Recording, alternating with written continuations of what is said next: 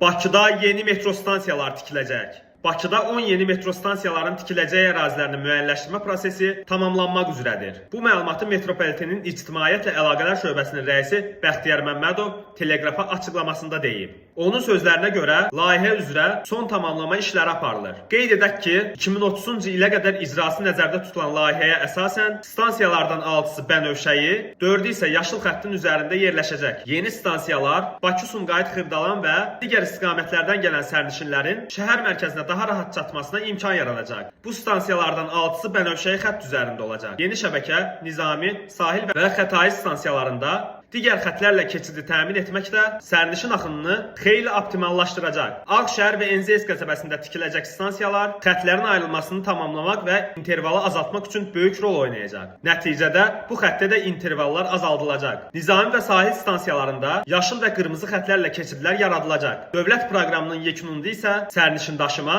metronun gücü 88 milyon nəfər artırılacaq.